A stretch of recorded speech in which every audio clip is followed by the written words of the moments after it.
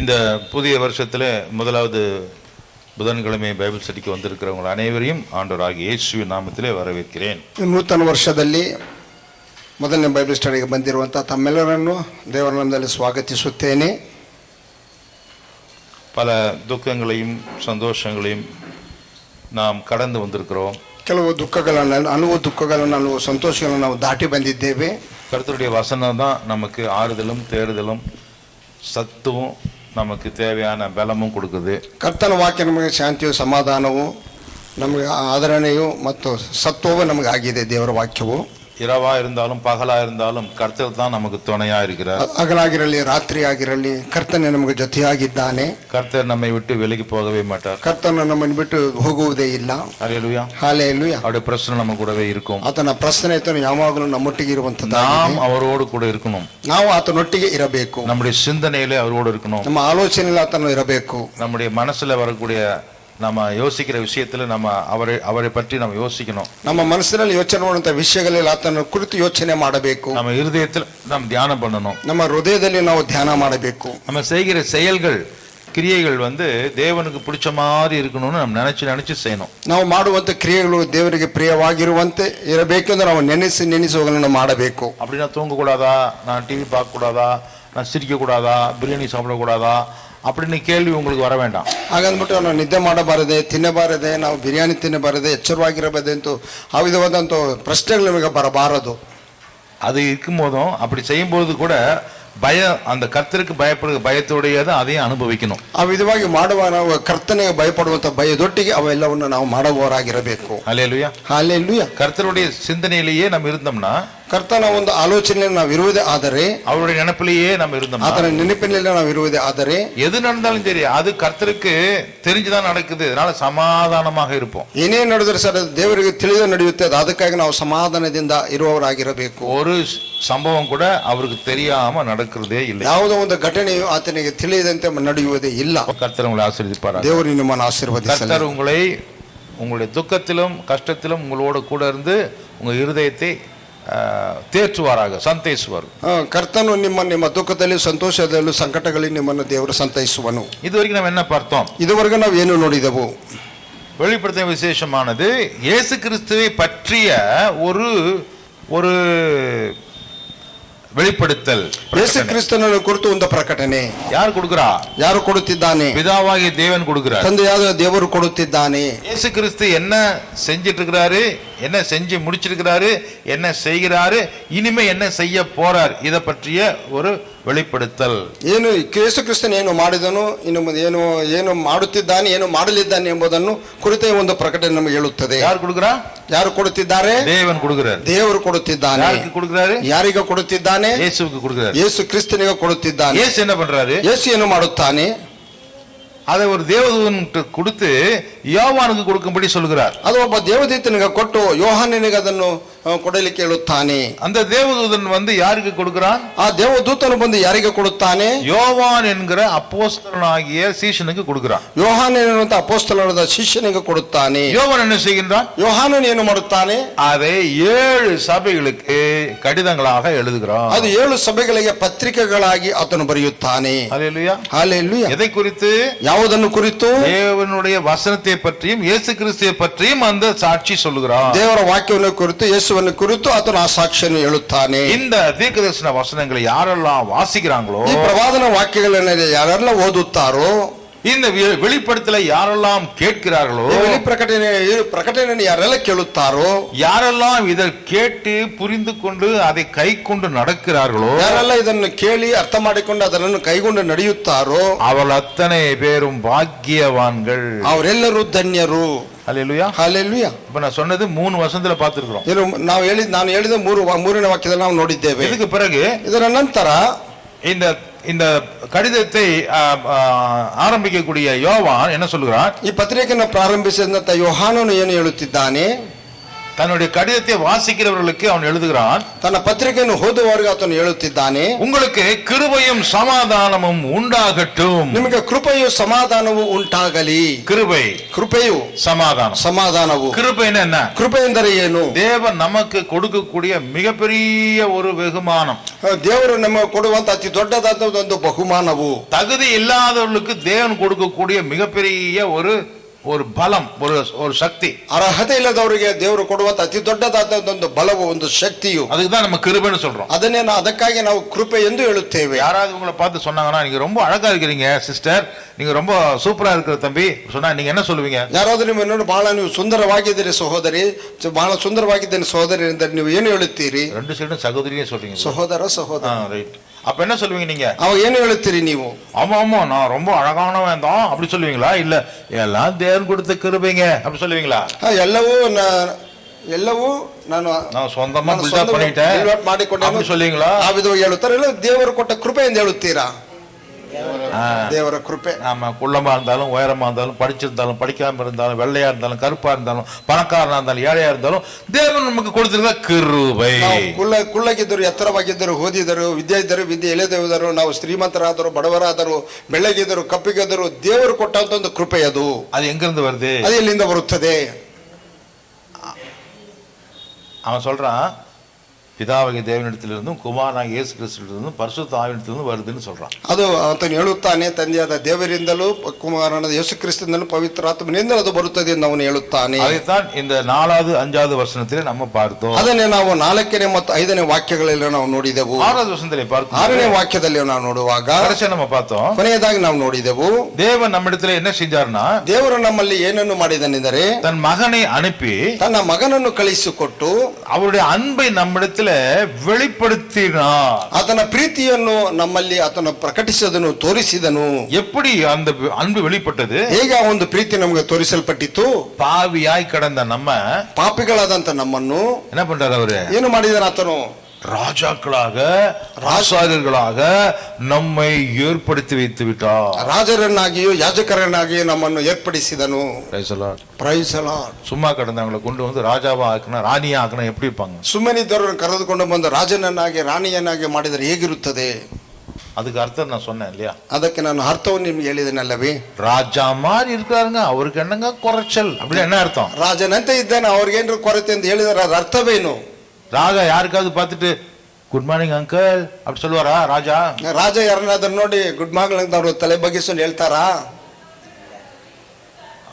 தலை நிமிர்ந்து போவான். அவன் சுதந்திரவாளி, யாருக்குமே அவன் அடியில இல்ல, யாருடைய கண்ட்ரோலுக்குள்ளேயும் அவன் இல்ல, விடுதலையா சுதந்திரமா இருக்கான்னு அர்த்தம். ராஜா ಆತನ ತಲೆ ಎತ್ತಿಕೊಂಡು ಗಂಭೀರವಾಗಿ ಆತನು ಸ್ವತಂತ್ರನಾಗಿ, ಯಾರಿಗೂ ದಾಸನಾಗದತನು ಸ್ವತಂತ್ರನಾಗಿ ಇರುತ್ತಾನೆ. அவனை பாக்குறவங்க தான், மத்தவங்க தான் என்ன சொல்லுவாங்க? ஐயா வணக்கம் ஐயா அப்படிவாங்க.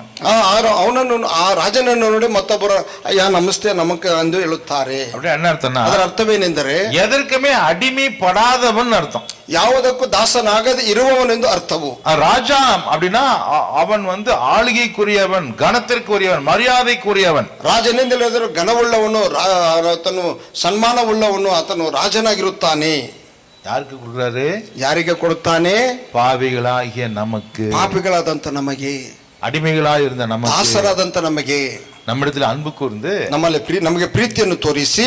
எப்படி அன்பு கூர்ந்தாரா? ಹೇಗೆ ಆತನು ನಮ್ಮಲ್ಲಿ ಪ್ರೀತಿ ತೋರಿಸಿದನು? இயேசு தன்னுடைய ரத்தத்தினாலே பாவங்களால நம்மை கழுவி இந்த பொசிஷனை கொடுக்கிறாரு. ಯೇಸು ಕ್ರಿಸ್ತನ ರಕ್ತದ ಮೂಲಕ ನಮ್ಮನ್ನು ತೊಳೆದು ಈ ಒಂದು ಸ್ಥಾನವನ್ನು ನಮಗೆ ಆತನು ಕೊಟ್ಟನು. அதனால ಆದ್ದರಿಂದ நம்ம முன்னே நம்மள ஆண்டவர் குறை சொல்றவர்களாக, குற்றம் சொல்றவர்களாக நம்மளை வைக்கல, ஆசாரியர்களாக மாற்றி இருக்கிறார். ನಮ್ಮಲ್ಲಿ ಕೊರತೆ ತೋರಿಸುವವರಾಗಿ, ನಮ್ಮ ಅಪರಾಧಿಗಳನ್ನ ಆತನು ನಮ್ಮ ನಡೆಯಲಿಲ್ಲ. இல்ல, குறை சொல்றது, கம்ப்ளைண்ட் பண்றவங்களாக நம்ம வைக்கல, ಹೇಳುವವರನ್ನಾಗಿ ನಮ್ಮನ್ನು ಇಡಲಿಲ್ಲ. குறை இருக்கிறவர்களை பிதாவுக்கு முன்னாடி போய் அவங்களை சரி பண்ணக்கூடிய ஆசாரியர்களாக வைத்திருக்கிறார். ಕೊರತಿರುವಂತ ನಮ್ಮನ್ನು ದೇವರ ಬಳಿಗೆ ಹೋಗಿ ಸರಿ ಮಾಡುವಂತ ಯಾಜಕರನ್ನಾಗಿ ನಮ್ಮನ್ನು ಮಾಡಿದ್ದಾನೆ. ஹல்லேலூயா, ஹல்லேலூயா. மற்றவங்க கிட்ட நம்ம குறை சொல்றது இல்ல, மற்றவர்கள் நம்ம ಕೊರತೆಯನ್ನು ಹೇಳುವುದಿಲ್ಲ, அவங்க கிட்ட இருக்கிற குறைகளை நீக்குவதற்காக நம்ம தேவனிடத்திலே போய் நாம யாஜக வேலையை செய்கிறோம். ಅವರಲ್ಲಿರುವಂತ ಕೊರತೆಗಳನ್ನು ನೀಗಿಸುವುದಕ್ಕಾಗಿ ನಾವು ದೇವರ ಬಳಿಗೆ ಹೋಗಿ ನಾವು ಯಾಜಕರ ಒಂದು ಸ್ಥಾನದಲ್ಲಿ ನಾವು ಇದ್ದೇವೆ. யாரு நம்மள சொல்றாரு ஆண்டவர். ಯಾರನ್ನು ಕುರಿತು ಹೇಳುತ್ತಿದ್ದಾನೆ? ನಮ್ಮನ್ನು ಕುರಿತು ಹೇಳುತ್ತಿದ್ದಾನೆ. இப்போ ವಕೀலுக்கு ಕಾಸು கொடுத்து நம்ம வாதாட சொன்னா அந்த ವಕೀಲ நம்ம மேல ಕೇಸ್ போடுவானா? ಆ ವಕೀಲಿಗೆ ನಾವು ಹಣವನ್ನು ಕೊಟ್ಟು ನಮ್ಮ ಪರವಾಗಿ ನೀವು ವಾದಾಡಿರಿ ಎಂದು ಹೇಳಿದ್ರ ನಮ್ಮನ್ನು அந்த ಆಳೇ நம்மள புடிச்சு கொடுப்பானா போலೀಸ್ கிட்ட? ಮನುಷ್ಯನೇ ನಮ್ಮನ್ನು ಹಿಡಿದು ಕೊಡುತ್ತಾನ ಪೊಲೀಸರಿಗೆ? ಇಲ್ಲ. அந்த ವಕೀಲருடைய வேலை என்ன தெரியுமா? ಆ ವಕೀಲನ ಒಂದು ಕೆಲಸವೂ ಏನು ಗೊತ್ತುಂಟೆ? என்கிட்ட உண்மையை சொல்லிருங்க, என்ன நடந்தது எனக்கு சொல்லுங்க. ನನಗೆ ನಿಜನೇ ಹೇಳಿರಿ, ಏನು ನಡೀತದನ್ನು ನನಗೆ ನೀವು ಹೇಳಿ. என்ன நடந்துச்சு உண்மை என்கிட்ட சொல்லிருங்க, நான் உங்களை ಕಾಪಾத்துறேன். ಏನು ನಡೆಯುತ್ತೆ ನಿಜವನ್ನು ನನಗೆ ಹೇಳಿದರೆ ನಾನು ನಿಮ್ಮನ್ನು ಕಾಪಾಡುತ್ತೇನೆ. அப்படிதான் சொல்வாரு. ಆ ವಿಧವಾಗಿ ತಾನೇ ಹೇಳುತ್ತಾನೆ. என்ன நடந்தாலும் சரி அதை சொல்லுங்க, அப்படியே உண்மை அப்படியே என்கிட்ட சொல்லிருங்க. ಏನು ನಡೆದರೆ ಸರಿ, ನೀವು ಹಾಗೆಯೇ ಅದನ್ನು ಇದ್ದದ್ದನ್ನು ಇದ್ದಂತೆ ನನಗೆ ಹೇಳಿರಿ. நான் உங்களை என்ன பண்றேன்? ನಾನು ನಿಮ್ಮನ್ನೇನು ಮಾಡುತ್ತೇನೆ? நீதிபதி கிட்ட நான் என்ன பேசணுமோ அதை பண்ணி, என்ன செய்யணுமோ அதை செஞ்சு, உங்களுக்கு பரிகாரம், உங்களுக்கு பிராயச்சித்தம் என்ன பண்ணுமோ பண்ணி உங்களை நான் நிரಪರಾಧಿயா கொண்டு வந்து வெளியில கொண்டு வந்துடுறேன். ನ್ಯಾಯಾಧಿಪತಿಯರ ಕರೆದುಕೊಂಡು ಹೋಗಿ ನಾನು ಏನು ಮಾಡಬೇಕು ಅದನ್ನು ಮಾಡಿ, ಏನು ಮಾತನಾಡಬೇಕು ಅದನ್ನು ಮಾಡಿ, ನಾನು ಅದನ್ನು ಮುಂದೆ ನಿಮ್ಮನ್ನು ನಿರಪರಾಧಿಗಳಿಗೆ ನಾನು ನಿಮ್ಮನ್ನು ಆಚೆಕೊಂಡು ಬರುತ್ತೇನೆ. அப்படி செஞ்சவர் யாரு தெரியுமா? ಆ ವಿಧವಾಗಿ ಮಾಡಿದಾತನು ಯಾರು ಗೊತ್ತುಂಟೆ? ஆமென். ಆಮೆನ್. ಚಪ್ಪಾಳೆ ತಟ್ಟಿ ಅವರಿಗೆ. ಅವರ ಚಪ್ಪಾಳೆ ನಾವು ತಟ್ಟೋಣ. இயேசு கிறிஸ்து, ಯೇಸು ಕ್ರಿಸ್ತನು பிதாவுக்கும் நமக்கும் மத்தியில வந்து நின்றார். ತಂದೆಯಾದ ದೇವರಿಗೂ ನಮಗೆ ಮಧ್ಯಸ್ಥನಾಗಿ ನಿಂತಿದ್ದಾನೆ. பரிசுத்தர் தேவனுக்கும் பாவியாக மனுஷனுக்கும் நடுவிலே மத்தியஸ்தனாக வந்தார். ಪರಿಶುದ್ಧನಾದ ದೇವರಿಗೂ ಪಾಪಿಯಾದ ನಮಗೂ ಆತನು ಮಧ್ಯಸ್ಥನಾಗಿ ಮಧ್ಯದಲ್ಲಿ ನಿಂತಿದ್ದಾನೆ. அவர் என்ன வேலை பார்த்தாரு? ಆತನು ಏನು ಕೆಲಸವನ್ನು ನೋಡಿದನು? மகா பிரதான ஆசாரியன், ಮಹಾಪ್ರಧಾನ ಯಾಜಕನು. அல்லேலூயா. ஹல்லேலூயா. அவரை போலவே நம்மையும் ஆசாரியர்களாக மாற்றிவிட்டார். ಆತನಂತೆಯೇ ನಮ್ಮನ್ನು ಯಾಜಕರನ್ನಾಗಿ ಮಾಡಿದನು. யாஜகனுடைய வேலை என்ன? ஆசாரியருடைய வேலை என்ன? ಯಾಜಕರ ಕೆಲಸವು ಏನು? உங்ககிட்ட குறை பார்த்தீங்களா? ஓகே, இந்த பொருள் ஏதோ குறை இருக்குது, அந்த காப்பி ஆகிட்டு என்ன குறை அப்படின்னு சொல்லிட்டு உடனே போயிட்டு, பிதாவே அந்த பிள்ளைக்கு உதவி செய்யுங்கப்பா, ஞானம் இல்லை ஆண்டவரே, அறிவில்லை, அனுபவம் இல்லை, சரியான அன்பு கிடைக்கல அந்த பிள்ளைக்கு, கர்த்தாவே அவளுக்கு அது கிருபையை கொடுங்கன்னு சொல்லி நாம் போய் ஜெபிக்கிற வேலையை கொடுத்துருக்கிறார். ಕಾವ್ಯಗಳನ್ನು ನೋಡಿ, ಕಾವ್ಯಲ್ಲಿ ಏನೋ ಒಂದು ಕೊರತೆ ಇದೆ, ಏನೋ ಒಂದು ಪಾಪವೇ, ಅದನ್ನು ಕುರಿತು ದೇವರ ಸನ್ನಿಧಾನಕ್ಕೆ ಹೋಗಿ, ತಂದೆಯೇ ಆ ಮಗಳಲ್ಲಿರುವಂಥ ಒಂದು ಪಾಪವನ್ನು ಕ್ಷಮಿಸಿರಿ ಎಂದು ಆತನು ಹೋಗಿ ನಮ್ಮ ಪರವಾಗಿ ಆತನು ಮಾತನಾಡುವವನಾಗಿದ್ದಾನೆ. அவளுக்கு அறிவில்ல, ಆಕೆಗೆ ಬುದ್ಧಿ ಇಲ್ಲ, அனுபவம் இல்ல, ಅನುಭವವಿಲ್ಲ, சரியான ஒரு அன்பு கிடைக்கல, ಸರಿಯಾದ ಒಂದು ಪ್ರೀತಿ ಸ್ವರೂಪಕ್ಕೆ ಸಿಕ್ಕಲಿಲ್ಲ, அவளுக்கு கருணை கிடைக்கல, ಕರುಣೆ ದೊರಕಲಿಲ್ಲ. தேவனே அவள் மேல இரக்கமாயிரு, ದೇವರೇ ಆಕೆಯ ಮೇಲೆ ಕರುಣೆಯಿಂದ ಇರು அப்படி சொல்லி அவளுடைய குறைகளை சரி பண்ணுகிற வேலைதான் ஆசாரியனுடைய வேலை. ಆ ವಿಧವಾಗಿ ಹೇಳಿ ಆಗಲಿರುವಂತ ಆ ತಪ್ಪುಗಳನ್ನು ಸರಿ ಮಾಡುವುದೇ ಯಾಜಕನ ಕೆಲಸವು. அவருடைய குறைகளை நிறைவாக்குவதுதான் ஆசாரியனுடைய வேலை. ಆಕೆಯ ಕೊರತೆಗಳನ್ನು ತುಂಬಿಸುವುದೇ ಯಾಜಕನ ಕೆಲಸವು. ஹல்லேலூயா. ஹல்லேலூயா.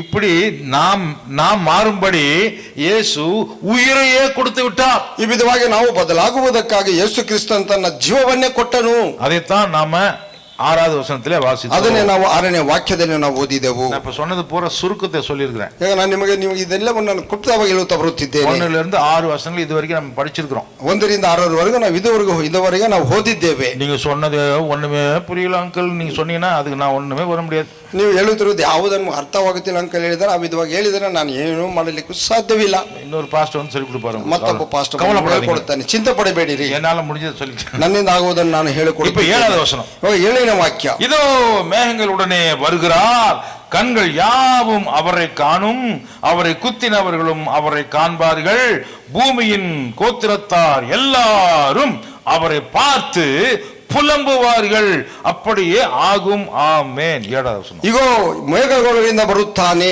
ಎಲ್ಲರ ಕಣ್ಣುಗಳು ಆತನನ್ನು ಕಾಣುವವು, ಆತನನ್ನು ಇರಿದವರು ಸಹ ಕಾಣುವರು, ಭೂಮಿಯಲ್ಲಿರುವ ಎಲ್ಲಾ ಕುಲದವರು ಆತನನ್ನು ನೋಡಿ ಎದೆ ಬಡಿದುಕೊಳ್ಳುವರು, ಹೌದು ಹಾಗೆಯೇ ಆಗುವುದು. ಆಮೇನ್. ஆமென். இப்ப சொன்னது ஏதாவது உங்களுக்கு குழப்பமா இருக்குதா? ಇವಾಗ ಹೇಳಿದ್ದು ನಿಮ್ಗೆ ಏನಾದರೂ ಗೊಂದಲವಾಗಿದೆಯಾ? 7வது வசனத்தை மீண்டும் வாசிப்போம். 7ನೇ ವಾಕ್ಯವನ್ನು ಮತ್ತೊಂದು ಅರ್ಥಕ್ಕೆ ನಾವು ಹೋದ. வெளிப்படுத்தின விசேஷம் 1ஆம் அதிகாரம் 7வது வசனம். ಪ್ರಕಟಣೆ 1ನೇ ಅಧ್ಯಾಯ 7ನೇ ವಾಕ್ಯ. இதோ மேகங்களுடனே வருகிறார், கண்கள் யாவும் அவரை காணும், அவரை குத்தினவர்களும் அவரை காண்பார்கள், பூமியின் கோத்திரத்தார் எல்லாரும் அவரை பார்த்து புலம்புவார்கள், அப்படியே ஆகும். ஆமென். ஆமென். ಆಮೇನ್. ಇಗೋ ಮೇಘಗಳೊಂದಿಗೆ ಬರುತ್ತಾನೆ, ಎಲ್ಲರ ಕಣ್ಣುಗಳು ಆತನನ್ನು ಕಾಣುವವು, ಆತನನ್ನು ಇರಿದವರು ಸಹ ಕಾಣುವರು. ಭೂಮಿಯಲ್ಲಿರುವ ಎಲ್ಲಾ ಕುಲದವರು ಆತನನ್ನು ನೋಡಿ ಎದೆ ಬಡುಕೊಳ್ಳುವರು. ಹೌದು, ಹಾಗೆಯೇ ಆಗುವುದು. ಆಮೇನ್. ஆமென். ஆமென். ஹல்லேலூயா. ஹல்லேலூயா. ஆங்கிலத்தில் ஒருத்தர் படிங்க.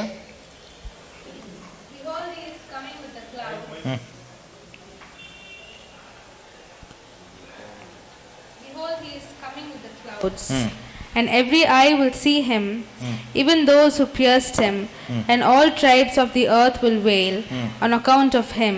Even so, amen. நீங்க வாசிச்சது நீங்க புரியாதையா வாசிச்சுட்டு இருக்கீங்க. ನೀವು ಓದುತ್ತಿರುವುದು ನೀವು ಅರ್ಥವಾಗದೆ ನೀವು ಓದುತ್ತಿದ್ದೀರಾ. அது எப்படி வாசிக்கணும் தெரியுமா? ಅದು ಹೇಗೆ ಓದಬೇಕು ಗೊತ್ತುಂಟೆ? எங்கெல்லாம் கமா போட்டிருக்குது, எங்க ஃபுல் ஸ்டாப் போட்டிருக்குதுன்னு பார்த்து அங்க நிறுத்தி வாசிக்கணும்.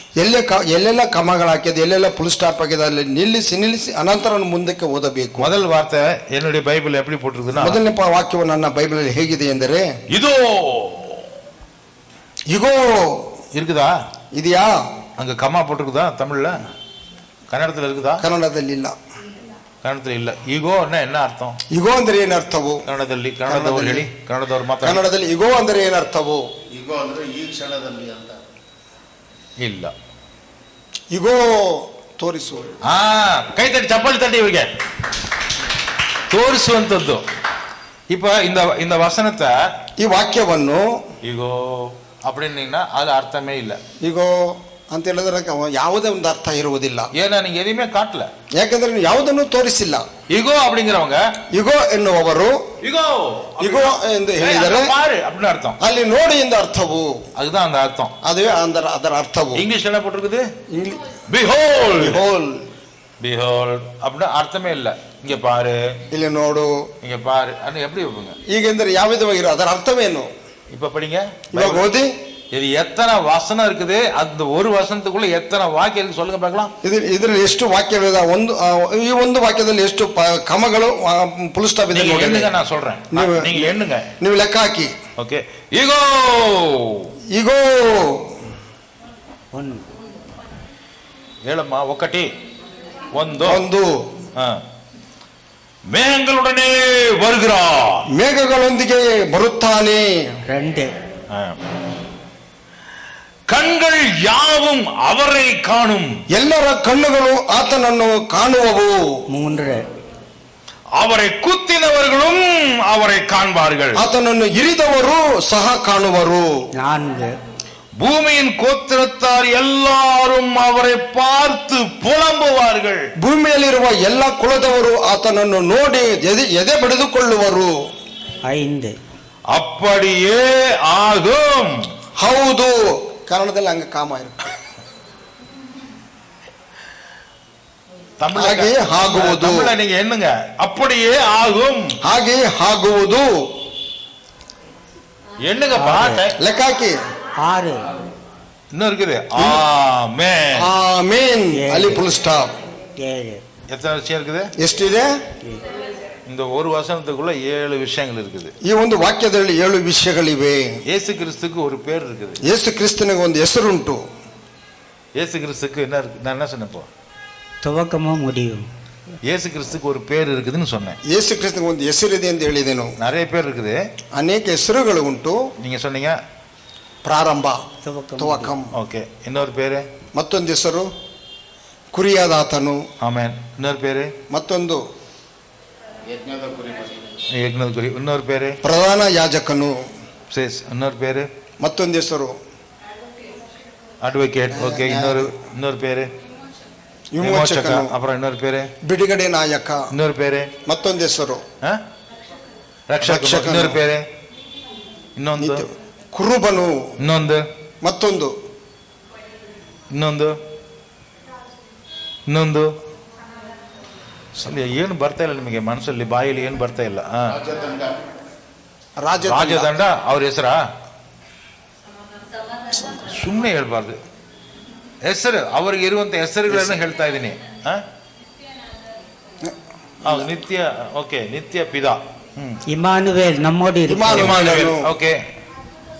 ಅದ್ಭುತ ಸ್ವರೂಪನು. ಕೌನ್ಸಿಲರ್. ನೀತಿವಂತನು. ನೀತಿವಂತನು. ನಾವು ನೀತಿವಂತರು. ಆತನು ನೀತಿಯುಳ್ಳವನು. ನೀತಿಯುಳ್ಳವನು. ನಮ್ಮನ್ನು ನೀತಿವಂತರಾಗಿ ಮಾಡ್ತಾರೆ. ಆತನು ನೀತಿಯುಳ್ಳವರು. ನಾವು ನೀತಿಯುಳ್ಳವರಲ್ಲ, ನಾವು ನೀತಿವಂತರು. ಆತನು ನೀತಿಯುಳ್ಳವನು. ಸಮಾಧಾನ ಪ್ರಭು, ಕರೆಕ್ಟು. ಆಲೋಚನೆ ಕರ್ತನು. ಹೇಳಿದ್ದು ವಿಮೋಚನೆ ಆಯ್ತು. ನಾನು ಯಾಕೆ ಎದ್ದು ಹೇಳ್ತೀನಿ ಗೊತ್ತಾ? ಈ ವಾಕ್ಯದಲ್ಲಿ ಆತನ ಹೆಸರಿದೆ. ಆತನ ಹೆಸರಿಗೆ ಇನ್ನೊಂದು ಪಾದ ಏನಂದ್ರೆ ಆಮೆನ್. ஆமென். ஆமென். ஆமென். அது அவருடைய பேரா இருக்குது. ಅದು ಆತನಿಗೆ ಹೆಸರಾಗಿದೆ. ಅದೆಲ್ಲ இப்ப ವಿವರಿಸಿ சொன்னா நீங்க வீட்டுக்கு போக முடியாது. இப்போ ಅದನ್ನು ವಿವರಿಸಿ ಹೇಳಿದರೆ ನೀವು ಮನೆಗೆ ಹೋಗಲಿಕ್ಕೆ ಸಾಧ್ಯವಿಲ್ಲ. ಈಗೋ அப்படி ஆரம்பிச்சு ஆமென்ல முடியுது. ಈಗೋ ಎಂದು ಪ್ರಾರಂಭ ಮಾಡಿ ಆಮೆನ್ ಎಂದು ಅಲ್ಲಿ ಮುಗಿಸಲ್ಪಟ್ಟಿದೆ. உள்ள என்னென்ன இருக்குதுன்னு பார்க்கலாம். ಒಳಗಡೆ ಏನೆಲ್ಲ ಇದೆ ನಾವು ನೋಡೋಣ. ಈಗೋ அப்படின்னு சொன்னா ಈಗೋ ಎಂದು ಹೇಳಿದರೆ கவனத்தை இழுக்கிறார், ಗಮನವನ್ನು ಸೆಳೆದುಕೊಳ್ಳುವುದು. ಈಗೋன்னு காதுல விழும் பொழுது வேலை பார்க்கறவங்க கண்ணை எத்தி பார்க்கணும். ಈಗೋ ಅಂತ ಹೇಳುವವರು ಕೆಳಗೆ ನೋಡುವ ಕಣ್ಣುಗಳನ್ನು ಈಗೋங்கிற சத்தத்தை கேட்ட உடனே அந்தந்த வேலையை அப்படியே போட்டுட்டு அவங்க அப்படி பார்க்கணும். ಈಗೋ இந்த ಶಬ್ದವನ್ನು ಕೇಳಿದ ಹಾಗೆಯೇ ಕೆಲಸಗಳನ್ನು ಬಿಟ್ಟು ಮೇಲಕ್ಕೆ ನೋಡುವುದು. அல்லேலூயா, ஹல்லேலூயா. ಈಗೋ அப்படின்னு எங்க சத்தம் வருது அப்படி பார்க்கணும். ಈಗೋ ಅಂತ ಹೇಳಿದಾಗ ಎಲ್ಲಿ ಶಬ್ದ ಬರುತ್ತಿದೆ ಎಂದು ಆ ಕಡೆ ಈ ಕಡೆ ನಾವು ನೋಡಬೇಕು. ಏಕೆಂದರೆ ಏನೋ ಸಂಭವಿಸಿದೆ ಅರ್ಥ. ಅಲ್ಲಿ ಏನೋ ಒಂದು ಘಟನೆ ನಡೆಯುತ್ತಿದೆ ಅಂತ ಅರ್ಥವು. என்ன ಸಂಭವಿಸಿದೆ? ಏನು ಘಟನೆ ನಡೆಯುತ್ತಿದೆ? இதோ அப்படிங்கும் போது எல்லாரும் கவனத்தை கொடுத்து பார்ப்பாங்க. அப்போ ಮೇಘங்களுடனே வருகிறார். ಈಗೋ ಅಂತ ಹೇಳಿದಾಗ ಒಂದು ಸಂಭವ ನಡೆಯುತ್ತದೆ. ಎಲ್ಲರೂ ಮೇಲಕ್ಕೆ ನೋಡುತ್ತಾರೆ. ಮೇಘಗಳಿಂದ ಬರುತ್ತಾನೆ. ஹல்லேலூயா, ஹல்லேலூயா. ಮೇಘங்களோடு சேர்ந்து வருகிறார். ಮೇಘಗಳೊಟ್ಟಿಗೆ ಸೇರಿ ಬರುತ್ತಾನೆ. Praise the lord, praise the lord. ಮೇಘಗಳು ಮೂವ್ ಆಗೋದು பார்த்திருக்கீங்களா? ಮೇಘಗಳು ಚಲಿಸುವುದನ್ನು ನೋಡಿದ್ದೀರಾ? ಮೇಘಗಳು ಚಲಿಸುವುದನ್ನು அதிகமா யார் பார்த்திருப்பாங்கன்னா, மலைகள்ல இருக்கிறவங்க, வாசம் பண்றவங்க, கொடகு சைடுல அல்லது ஊட்டி சைடில், ஏற்காடு சைடில், இமயமலை பக்கம் இருக்கிறவங்களுக்கு அந்த மேகம் வர்றது அவங்களுக்கு நல்லா பார்ப்பாங்க. ಅನೇಕರು ಈ ಮೇಘಗಳು ಎಲ್ಲೆಲ್ಲ ನೋಡ್ತಾರೆ? ಬೆಟ್ಟಗಳ ಮೇಲೆ ಇರುವವರು, ಹಿಮಾಲಯದಲ್ಲಿರೋರು ನೋಡ್ತಾರ. அதுன்னு சொல்லல, நான் சொல்றதுக்கு முன்னாடி நீங்க சொல்றீங்க. இமயமலை, ஏற்காட்டு மலை, ஏற்காட்டு பெட்ட, ஊட்டி பெட்ட, கொடகு பெட்ட, இந்த மாதிரி மலைகள்ல வாசம் பண்றவங்களுக்கு அந்த மேகங்கள் அப்படியே ஒராஞ்சிட்டு போகும், அப்படியே தேய்ச்சிட்டு போகும் ಈ ಬೆಟ್ಟங்களுக்குள்ள. ಈ ವಿಧವಾಗಿ ಬೆಟ್ಟಗಳಲ್ಲಿ ವಾಸ ಮಾಡುವಾಗೆ ಆ ಒಂದು ಮೇಘಗಳು ಹಾಗೆ ಮರಗಳ ಮಧ್ಯದಲ್ಲಿ ಅದನ್ನು ಅಂಟಿಕೊಂಡು ಹೋಗುತ್ತವೆ. ಫ್ಲೈಟ್ல பறக்கிறவங்க மேகங்களுக்குள்ள கடந்து போவாங்க. மேகங்கள் மூவ் ஆகாது, ஆனா மேகங்களுக்குள்ள அந்த ஃளைட் அப்படியே போகும். ಅದು ಫ್ಲೈಟ್ ಅಲ್ಲಿ ಹೋಗುವಂತವರು, ಹಾರಿ ಹೋಗುವಂತವರು ಮೇಘಗಳೊಳಗೆ ಹೋಗುತ್ತವೆ. ಅದು ಮೂವ್ ಆಗುವುದನ್ನು ಕಾಣುವುದಿಲ್ಲ, ಅದರೊಳಗೆ ಅವರು ಹೋಗುತ್ತಾರೆ. இங்க பார்க்கும்போது மேகங்கள் மூவ் ஆகுது. ಇಲ್ಲಿ ನೋಡುವಾಗ ಮೇಘಗಳು ಚಲಿಸುತ್ತಿವೆ. மேகங்களுடனே வருகிறார், வாகனத்தின் மேலே வருவதை போல. ಮೇಘಗಳೊಟ್ಟಿಗೆ ಬರುತ್ತಾನೆ, ವಾಹನದ ಮೇಲೆ ಬರುವಂತೆ. அப்படி என்ன அர்த்தம்? ಹಾಗೆಂದ್ರೆ ಏನರ್ಥವು? மேகம்னு சொன்னாவே அது உயரம்னு இருக்கு. ಅದು ಮೇಘಂ ಅಂತ ಹೇಳಿದ್ರೆ ಎತ್ತರವಾದ ಅರ್ಥವು. அது பூமியில தெருவழியா வருமா மேகம்? ಅದು ಭೂಮಿಯಲ್ಲಿ ಬೀದಿಗಳಲ್ಲಿ ಬರುತ್ತದಾ ಮೇಘಗಳು? ಯೇಸು ಈಗ வருகிறான்னு சொன்னா, ಯೇಸು ಈಗ தெருவில் வரமாட்டாரு, ಆತನ ಬೀದಿಗಳಲ್ಲಿ ಬರುವುದಿಲ್ಲ, உன்னதத்திலிருந்து இறங்கி வரார். ಉನ್ನತದಿಂದ ಆತನು ಇಳಿದು ಬರುತ್ತಾನೆ. கண்கள் யாவும் அவரை காணும், ಎಲ್ಲರ ಕಣ್ಗಳು ಆತನನ್ನು ಕಾಣುವವು. அப்படின்னா உங்களுக்கு என்ன புரியுது? ಹಾಗಾದ್ರೆ ನಿಮ್ಗೆ ಏನು ಅರ್ಥವಾಗುತ್ತದೆ? உலகத்தில் இருக்கிறவங்க எல்லாருமே அவரை உலகத்தில் இருக்கிறவங்கன்னா யாரெல்லாம் உங்களுக்கு தெரியுது? ಲೋಕದಲ್ಲಿ ಅಂತ ಹೇಳುವಾಗ ಯಾರೆಲ್ಲ ನಿಮ್ಗೆ ಗೊತ್ತಾಗುತ್ತದೆ?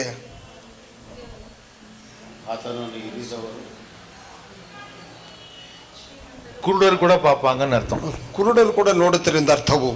செத்து போனவங்க கூட பார்ப்பாங்கன்னு அர்த்தம். ಸತ್ತು ಹೋದವರು ಕೂಡ ನೋಡುತ್ತಿರಿಂದ ಅರ್ಥವು. பூமியில மண்ணோட மண்ணானவங்க கூட பார்ப்பாங்கன்னு அர்த்தம். ಭೂಮಿಯಲ್ಲಿ ಮಣ್ಣಾಗಿ ಮಣ್ಣಾದವರು ಕೂಡ ನೋಡುತ್ತಿರಿಂದ ಅರ್ಥವು.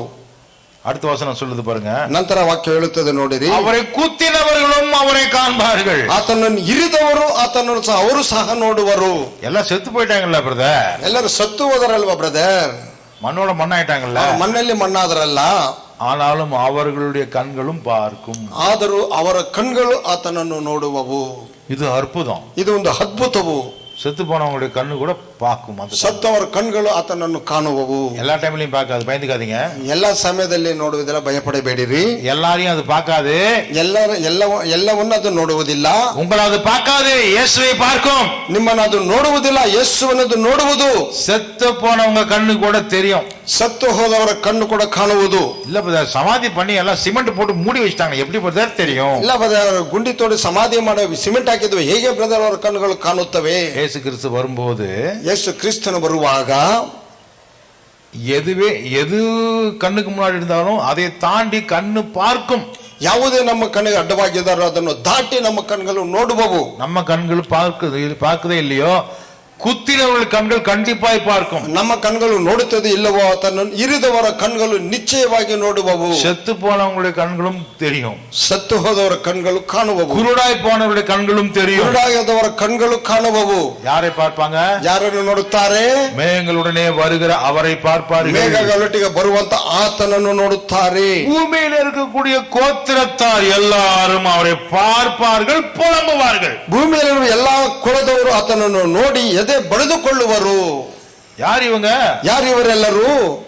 ரட்சிக்கப்படாதவர்கள், ರಕ್ಷಣೆ ಹೊಂದದವರು, இதுவரைக்கும் நம்பாதவர்கள், ಇದುವರೆಗೂ ನಂಬದೇ ಇರುವವರು, பூமியில பிறந்த அத்தனை கோத்திரத்தாரும், ಭೂಮಿಯಲ್ಲಿ ಹುಟ್ಟಿದಂತ ಅಷ್ಟು ಕುಲದವರುಗಳು அவர்கள் பார்ப்பார்கள், புலம்புவார்கள். ಅವರು ನೋಡುತ್ತಾರೆ, ಎದೆ ಬಡಿದುಕೊಳ್ಳುತ್ತಾರೆ. இது நடக்கும். ಇದು ನಡೆಯುತ್ತದೆ. எப்போ? ಯಾವಾಗ? இயேசு கிறிஸ்து வரும்போது. ಯೇಸು ಕ್ರಿಸ್ತನು ಬರುವಾಗ. ஹல்லேலூயா. ಹಲ್ಲೆಲೂಯಾ. அப்படியே ஆகும். ಹಾಗೆಯೇ ಆಗುವುದು. அப்படி என்ன அர்த்தம்? ಹಾಗೆಂದ್ರೆ ಏನರ್ಥವು?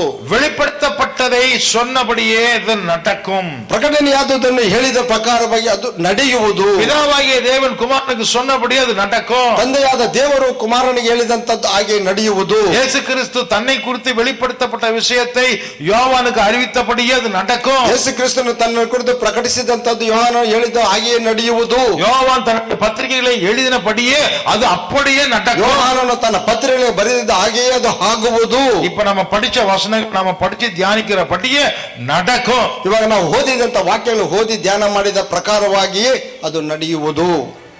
சொன்னவர் யார்? ಹೇಳಿದವನು ಯಾರು? ஆமென். ಆಮೇನ್. ஆமென் என்கிறவர் சொல்லுகிறார். ಆಮೇನ್ ಎನ್ನುವ ಆತನು ಹೇಳುತ್ತಿದ್ದಾನೆ. Praise the Lord. Praise the Lord. Yesu கிறிஸ்துவுக்கு ஆமென்ங்கிற பேரே இருக்குது. ಯೇಸು ಕ್ರಿಸ್ತನಿಗೆ ಆಮೇನ್ ಎನ್ನುವಂತ ಒಂದು ಹೆಸರು ಇರುವುದು. சில வசனங்களை நம்ம பார்ப்போம். ಕೆಲವು ವಾಕ್ಯಗಳನ್ನು ನಾವು ನೋಡೋಣ. மத்தேயு சுவிசேஷம் ಮತ್ತಾಯನು ಬರೆದ ಸುವಾರ್ತೆ 16 அத்தியாயம் 16ನೇ ಅಧ್ಯಾಯ வசனம் 27. ವಾಕ್ಯ 27, 16, 27. ಮತ್ತಾಯನು ಬರೆದ ಸುವಾರ್ತೆ. மனுஷகுமாரன் தம்முடைய பிதாவினுடைய மகிமை பொருந்தினவராய் தம்முடைய தூதரோடும் கூட வருவார். அப்பொழுது அவனவன் கிரியைகளுக்கு தக்கதாக அவனவனுக்கு பலனையும் கொண்டு வந்து ಅಳಿಪಾರ್. ಮನುಷ್ಯಕುಮಾರನು ತನ್ನ ತಂದೆಯ ಪ್ರಭಾವದೊಡನೆ ತನ್ನ ದೂತರ ಸಮೇತವಾಗಿ ಬರುವನು. ಆವಾಗ ಆತನು ಒಬ್ಬೊಬ್ಬನಿಗೆ ಅವನವನ ನಡತೆಗೆ ತಕ್ಕ ಫಲವನ್ನು ಕೊಡುವನು. இது சொன்னது யாரு? ಇದನ್ನು ಹೇಳಿದ್ದು ಯಾರು? ಯೇಸು. ಯೇಸು யாருக்கு சொன்னாரு? ಯಾರಿಗೆ ಹೇಳಿದನು? நம்முடைய சீஷர்களுக்கு ನನ್ನ சொன்னார். ಶಿಷ್ಯರಿಗೆ ಹೇಳಿದನು. இதை எழுதி வச்சது யாரு? ಬರೆದಿಟ್ಟಿದ್ದು ಯಾರು? மத்தேயு. ಮತ್ತಾಯನು. எந்த அதிகாரத்துல? ಯಾವ ಅಧ್ಯಾಯದಲ್ಲಿ? 16. எத்தனாவது வசனத்துல? ಎಷ್ಟನೇ ವಾಕ್ಯದಲ್ಲಿ? 27. ஓகே. இப்ப யோவான் எழுதின சுவிசேஷம் ಯೋಹಾನನು ಬರೆದ ಸುವಾರ್ತೆ 14 அதிகாரம் 14ನೇ ಅಧ್ಯಾಯ 3வது வசனம். 14, 3ನೇ ವಾಕ್ಯ. ಯೋಹಾನ இயேசு என்ன சொல்றாரு? ಅಲ್ಲಿ ಯೇಸು ಏನು ಹೇಳುತ್ತಾನೆ? நான் போய் உங்களுக்காக ஸ்தலத்தை ஆயத்தம் பண்ணுவேன். ನಾನು ಹೋಗಿ ನಿಮಗೆ ಸ್ಥಳವನ್ನು ಸಿದ್ಧ ಮಾಡುವೆನು. அதை பண்ணின பின்பு நான் இருக்கிற இடத்திலே நீங்களும் இருக்கும்படி நான் மறுபடியும் வந்து உங்களை என்னிடத்திலே சேர்த்து கொள்ளுவேன். ಸಿದ್ಧ ಮಾಡಿದ ಮೇಲೆ ತಿರುಗಿ ಬಂದು ನಿಮ್ಮನ್ನು ಕರೆದುಕೊಂಡು ಹೋಗಿ ನನ್ನ ಬಳಿಗೆ ಸೇರಿಸಿಕೊಳ್ಳುವೆನು. யார் சொன்னது? ಯಾರು ಹೇಳಿದ್ದು? இயேசு சொன்னாரு. யாருக்கு சொன்னாரு? ಯಾರಿಗೆ ಹೇಳಿದನು? சீஷர்களுக்கு சொன்னாரு. ಶಿಷ್ಯರಿಗೆ. இதை எழுதி வச்சது யாரு? ಇದು ಬರೆದು ಇಟ್ಟದ್ದು ಯಾರು? யோவான். எந்த அதிகாரம்? ಯಾವನೇ ಅಧ್ಯಾಯ? ಎಷ್ಟನೇ ಅಧ್ಯಾಯ? 14. எத்தனாவது வசனம்? ಎಷ್ಟನೇ ವಾಕ್ಯ? 3. இயேசு எங்க போறேன்னு சொன்னாரு? ಯೇಸು ಕ್ರಿಸ್ತನು ಎಲ್ಲಿಗೆ ಹೋಗುತ್ತೇನೆಂದು ಹೇಳಿದನು? பிதாவு கிட்ட போறேன்னு சொன்னாரு. ತಂದೆಯ ಬಳಿಗೆ ಹೋಗುತ್ತೇನೆಂದು ಹೇಳಿದನು. போய் என்ன பண்றேன்னு சொன்னாரு? ಹೋಗಿ ಏನು ಮಾಡುತ್ತೇನೆಂದು ಹೇಳಿದನು? நமக்காக ஒரு ಬಿಡಾರವನ್ನು ನಮಗಾಗಿ ಅನೇಕ ஒரு ಸ್ಥಳத்தை ಬಿಡಾರಗಳನ್ನು, ಒಂದು ಸ್ಥಳವನ್ನು ಪ್ರಿಪೇರ್ பண்ணுகிறேன். ಸಿದ್ಧ ಮಾಡುತ್ತೇನೆ. ஹல்லேலூயா. ஹalleluya. இப்போ யாராவது எங்ககிட்ட பாஸ்டர் உங்க வீட்டுக்கு நான் வரலான் இருக்கிறேன் அப்படின்னு சொன்னாங்கன்னா, ಇವಾಗ ಯಾರಾದ್ರೂ ನನ್ನ ಹತ್ರ ಬಂದು ಪಾಸ್ಟರ್ ನಿಮ್ಮ ಮನೆಗೆ ನಾನು ಬರಬೇಕೆಂದು ಇದ್ದೇನೆ ಎಂದು ಹೇಳಿದರೆ நான் உடனே வாங்க வாங்க அப்படின்னு சொல்லிடுவேன். ನಾನು ತಕ್ಷಣ ಬನ್ನಿ ಬನ್ನಿ ಎಂದು ನಾನು ಹೇಳುತ್ತೇನೆ. ஆனா ಆದರೆ என் மனைவிக்கு பயங்கர கடுப்பாகும். ನನ್ನ ಹೆಂಡತಿಗೆ ಭಯಂಕರವಾಗಿ ಕೋಪ ಬರುತ್ತದೆ. ஏன் சொல்லுங்க? ಏಕೆ ಹೇಳಿ? ஏங்க வாங்கன்னு கூப்பிட்டீங்களே, எத்தனை பேர் வராங்கன்னு தெரியுமா? ಏನ್ರಿ ಬರಲಿಕ್ಕೆ ಹೇಳಿದ್ರಲ್ವೇ, ಎಷ್ಟು ಜನ ಬರುತ್ತಾರೆ ನಿಮಗೆ ಗೊತ್ತುಂಟಾ? எத்தனை மணிக்கு வராங்கன்னு தெரியுமா? ಎಷ್ಟು ಗಂಟೆಗೆ ಬರುತ್ತಾರೆ ಗೊತ್ತುಂಟಾ? பசியோட வருவாங்களா, ಅವ್ರು ಹಸಿವೊಟ್ಟಿಗೆ ಬರುತ್ತಾರಾ, இல்ல தங்கறதுக்கு வராங்களா, ಅವ್ರು ಇಲ್ಲೇ ಇರುವುದಕ್ಕೆ ಬರುತ್ತಾರಾ? எதுவுமே தெரியுமா? வாங்க வாங்கன்னு கூப்பிட்டுட்டீங்க, ಯಾವುದು ತಿಳಿಯದಂತ ಬನ್ನಿರಿ ಬನ್ನಿರಿ ಎಂದು ಅವ್ರನ್ನ ಕರೆದ್ರಲ್ಲ. நான் சொல்லுவேன் பரவாயில்ல இருக்கட்டுமா விடுமா அண்ணா, அதெல்லாம் அப்படிலாம் இல்ல, கொஞ்சம் கூட அறிவு இல்லையா உங்களுக்குன்னு சொல்லிடுவான். ನಾನು ಹೇಳಿದ್ರೆ ಪರವಾಗಿಲ್ಲ ಬಿಡಮ್ಮ, ಅದೆಲ್ಲ ಆಗಲ್ಲ, ಆಗುವುದಿಲ್ಲ, ನಿಮ್ಗೆ ಸ್ವಲ್ಪನೂ ಬುದ್ಧಿ ಇಲ್ವೇ ನಿಮಗೆ? ஏன்? ಏಕೆ? வீடு தான் இருக்குதே. ಮನೆ ಇದೆಯಲ್ಲ. வீடு இருக்குது, ಮನೆ ಇದೆ. வீடுன்னு யாரு சொன்னா? ಮನೆ ಇಲ್ಲ ಅಂತ ಯಾರು ಹೇಳಿದ್ರು? வர்றவங்களுக்கு நான் அதை ஸ்தலத்தை ஆயத்தம் பண்ணவே, ಬರುವವರಿಗಾಗಿ ನಾನು ಸ್ಥಳವನ್ನು ಸಿದ್ಧ ಮಾಡುತ್ತೇನೆ. பிதாவிடத்துல இடம் இல்லையா? ತಂದೆಯ ಬಳಿಯಲ್ಲಿ ಸ್ಥಳವಿಲ್ಲವೇ? ஏசு என்ன சொல்றாரு? ಎಸ್ ಏನು ಹೇಳುತ್ತಾನೆ? பிதாவுடைய வாசஸ்தலத்துல இடம் இருக்குது, ஆனா நான் உங்களுக்காக ஒரு இடத்தை நான் ப்ரிப்பேர் பண்ணணும். ತಂದೆಯ ಬಳಿಯಲ್ಲಿ ಸ್ಥಳವು ಇದೆ, ಆದರೆ ನಿಮಗಾಗಿ ನಾನು ಸ್ಥಳವನ್ನು ಸಿದ್ಧ ಮಾಡಬೇಕು. உங்களுக்காக ಪ್ರತ್ಯೇಕವಾಗಿ ನಾನು ಒಂದು ಸ್ಥಳವನ್ನು ನಾನು ಸಿದ್ಧ ಮಾಡಬೇಕು. அல்லேலூயா. அல்லேலூயா. இடம் இல்லாம இல்ல, ಸ್ಥಳವಿಲ್ಲವೆಂದಲ್ಲ, வீடு இல்லாம இல்ல, ಮನೆ ಇಲ್ಲವೆಂದಲ್ಲ. எத்தனை ஆயிரம் கோடி பேர் லட்சக்கணக்கான ஜனங்க போனாலும் பரலோகத்தில் இடம் உண்டு. ಎಷ್ಟೋ ಕೋಟಿ ಜನರು, ಲಕ್ಷಾಂತರ ಜನರ ಪರಲೋಕಕ್ಕೆ ಹೋದರೂ ಅವರಿಗೆ ಅಲ್ಲಿ ಸ್ಥಳವು ಸಿದ್ಧ ಉಂಟು. அமெரிக்காவில இருந்து வேண்டாப்பா அவங்க ஊருக்கு போங்கன்னு சொல்லி அங்க அந்த ஊரினுடைய அதிபதி ಫ್ಲೈಟ್ல ஜனங்களை எப்படி அடைச்சு விட்டு அனுப்புனார் தெரியுமா? ಅಮೆರಿಕದಲ್ಲಿರುವಂತಹ ಜನಾಧಿಪತಿಯು ಅಲ್ಲಿರುವಂತಹ ಬೇರೆ ದೇಶದ ಜನರಲ್ಲಿ ನಿಮ್ಮ ಊರುಗಳಿಗೆ ನೀವು ಹೋಗಿ ಎಂದು ಫ್ಲೈಟ್ ಅಲ್ಲಿ ಹೇಗೆ ಕಳಿಸಿದನು ಗೊತ್ತುಂಟೆ? ஒவ்வொருத்தருக்கும் ஒரு ஒரு சேர், ஒரு பெட், ஒரு டைனிங் டேபிள் கொடுத்து அம்சார் நினைக்கிறீங்களா? ಒಬ್ಬರಿಗೆ ಒಂದು ಬೆಡ್ ಅನ್ನು, ಒಂದು ಟೇಬಲ್ ಅನ್ನು, ಒಂದು ಡೈನಿಂಗ್ ಟೇಬಲ್ ಕೊಟ್ಟು ಅವ್ರನ್ನ ಕಳಿಸಿದನು ಅಂದುಕೊಳ್ಳುತ್ತೀರಾ? இல்லைங்க. இல்லவல்ல, ಇಲ್ಲ. லக்கேஜ் ஆட்டோவில் ஆட்டுக்குட்டிங்களை தள்ளிட்டு ஏறு ஏறு ஏறுன்னு தள்ளி கூட்டமான கூட்டத்தோடு நசுக்கி ஏற்றணும். ஒரு ஆடு புழக்க போட்டுச்சுன்னா இன்னொரு ஆட்டு வாய் மேலே விழுவும். ಅದು ಅವರು ಲಗೇಜ್ ಆಟದಲ್ಲಿ ಕುರಿಮರಿಗಳನ್ನು ಹೇಗೆ ಅವರು ತುಂಬಿ ತುಂಬಿ ತುಂಬಿ ಅವನ್ನ ನೂಕಿ ನೂಕಿ ಅವನು ಇದು ಮಾಡುತ್ತಲೋ ತುಂಬುತ್ತಾರೆ. ಆ ವಿಧವಾಗಿ ತುಂಬಿ ಒಂದು ಕುರಿಮರಿ ಒಂದು ಪಿಕ್ಕೆಯನ್ನು ಹಾಕಿದರೆ ಮತ್ತೊಂದರ ಬಾಯಿಗೆ ಬೀಳುವುದು. அவ்வளவு நெருக்கமாக இடமே இல்லாம படுத்து காலை நீட்டு கூட இடம் இல்லாம கையை காலம் ஒட்டிக்கிட்டு வந்து சேர்ந்தாங்க. ಆ ವಿಧವಾಗಿ ಕಾಲಿಗೂ ಕೈಗಳನ್ನು ಚಾಚಲಿಕ್ಕೂ ಆಗದಂತ ಒಂದು ಅಷ್ಟು ಇಕ್ಕಟ್ಟಾದಂತ ಪರಿಸ್ಥಿತಿಯಲ್ಲಿ ಅವರು ಬಂದು ಸೇರಿದರು. ಏಕೆ? ಅದು ಫ್ರೀ ಫ್ಲೈಟ್, ಅದು ಉಚಿತವಾದ ಒಂದು ಫ್ಲೈಟ್, ಅದು ಟಿಕೆಟ್ ಇಲ್ಲ, ಅದರಲ್ಲಿ ಟಿಕೆಟ್ ಇರುವುದಿಲ್ಲ. போய் உங்க ஊருக்கு போயிருங்களா சொல்லி அமுச்சு விட்ட ಫ್ಲೈಟ್, ನಿಮ್ಮ ಊರುಗಳಿಗೆ ಹೋಗಿರಿ ಎಂದು ಕಳಿಸಿಕೊಟ್ಟಂತ ಒಂದು ವಿಮಾನ ಅದು. ஆனா ஏசு அப்படி கூப்பிட மாட்டார். ಆದ್ರೆ ಯೇಸು ಆ ವಿಧವಾಗಿ ಕರೆಯುವುದಿಲ್ಲ. ஏன் வெயிட் பண்றாரு வர்றதுக்கு? ಏಕೆ ಆತನು ತಡ ಮಾಡುತ್ತಾನೆ ಬರುವುದಕ್ಕೆ?